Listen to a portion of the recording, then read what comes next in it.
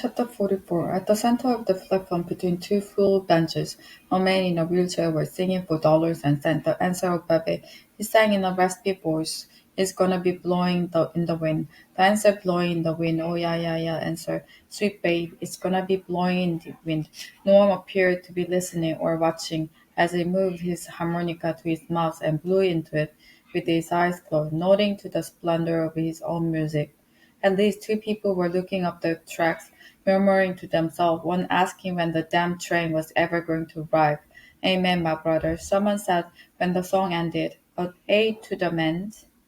Indeed, another voice added, making it clear that more than one person had been listening. Many on Nanny's side of the platform nodded. Some applauded. Nanny applauded too, and put 50 cents in the man's cup in appreciation of his ability to compose such a beautiful original song. When she arrived at the church office, the assistant pastor ushered her into a conference room where a box of letters and envelopes was sitting on the table. I can't thank you enough for stopping by, he said, as he showed her how to fold the fundraising letter and stuff them into the envelopes. We were badly in need of volunteers. I'm glad I can help. Then he said, I did not know if you needed my help when I called this morning. No, it's perfect timing. Where's the baby? I left her at home with my friend. I just wanted to go out alone for a little bit. Understandable. I'm not sure I can handle the monotony of being home with a baby every day. Is Natasha in today? She is at an interfaith conference, so she should be back in about an hour. I'll let her know you're in here when she comes back. 45 minutes later, Natasha picked in from the hallway. Nanny, how sweet of you to come out to help, she said. Hi, Natasha. I need to get some work done right now, but drop by before you leave. Let's catch up, okay? Alone in the conference room, Nanny folded the letter twice and slide them into the yellow pre-addressed envelopes. Trying not to think about her conversation with Anna the previous morning. The woman had upset her so much she was still fuming a day later. What have you been up to? Natasha asked, motioning to a chair at her desk when Nanny entered the office to say goodbye. Everything is good, Nanny said. Kids are good. Your husband? Nanny nodded. You're enjoying the new year so far? I'm okay. Natasha looked at her dubiously, stood up and closed the door. How are you really? She asked. What's the situation with your husband's papers? I'm trying not to worry about it, but it's not easy. Any new developments? We are still just waiting and hoping. But one of my friends, she told me about a solution that can help us. That's wonderful. What's the solution? I don't know if you will like it. It's not for me to like, Nanny, Natasha said with a smile. It's for me to listen to you and help you listen to your heart. I haven't even told my husband. I understand. You don't have to tell me if you don't feel comfortable. Nanny looked at Natasha with a reassuring smile and decided she might as well. My friend, she said quietly, she has a cousin. I can marry him. Marry him? Nanny nodded. I can get a green card through him if I marry him. I see. I have to divorce my husband for a few years, then I can marry my friend's cousin, and he will file papers for me.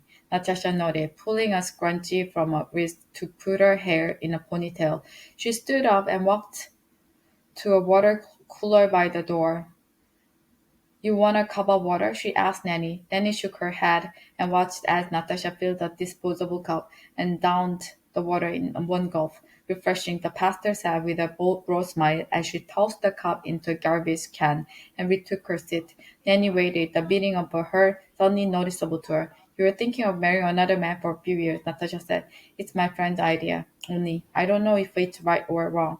Oh, I think we're way past the point of right and wrong, Natasha said, chuckling. Someone I know used to say that to me a lot. Rumi? Who? Jalaluddin Rumi, the Sufi mystic. He's the one who said, out beyond ideas of wrongdoing and right doing, there is a field. I'll meet you there, which was his own way of saying, let's not dwell too much on labeling things as right or wrong. But everything in life is either right or wrong, is it? It's not.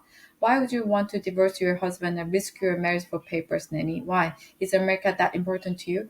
It is. Is it more important to you than your family? Nanny lowered her eyes and stared at the floor. She could hear pedestrians on Thompson Street chatting as they walked past Natasha's office window. So much could go wrong with this plan, Natasha said. That's what I told my friend when she suggested it to me, because I have another friend from work and her sister did the same thing. She left her husband, children back in their country and came to America and married a Jamaican man for papers so she could bring her husband and children here. But when everything was finished, the Jamaican man refused to give her a divorce unless she gave him more money. He wants $50,000.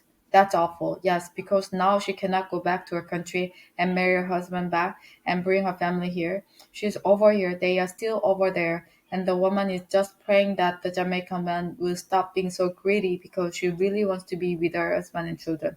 And knowing a story like this, you're still willing to take the risk. My friend's cousin is a nice man. Oh, I bet. And Jamaican man is in all likelihood and wonderful man. I just don't know what to do. Nanny said. Sometimes the best thing to do is nothing. Danny framed a smile. Doing nothing was not an option, but it wouldn't be respectful to contradict Natasha. Besides, it was best she stopped talking about their papier situation last. She said something Jan wouldn't want revealed. The guy who used to talk to me about right and wrong, she said, attempting to change the topic. He had a little brother who hated doing nothing. We don't like doing nothing in this country. Lenny and Natasha left together. I used to work for the boys' family and I was always doing something with the younger one, but I liked it. It was very funny. One time I took him to a play date with his friend and his friend's mother offered him some food and he said no thanks. He was not going to eat anything because he preferred to eat my food. When we got home, he thought I was the best cook. I bet he's right, Natasha said, to which Nanny smiled. That night, while Leomi was coming and tricking Timba's toe, Nanny sent Mighty an email. Within seconds, a response came back. Sorry, we are unable to deliver your message to the following addresses. Hi, Mighty. How are you? How is school? I hope you are being a good boy and obeying your father and your mother. I heard your mother is not feeling very well. Remember what I told you that mothers are the most special things in the world? So be nice to your mother. Take care, Nanny.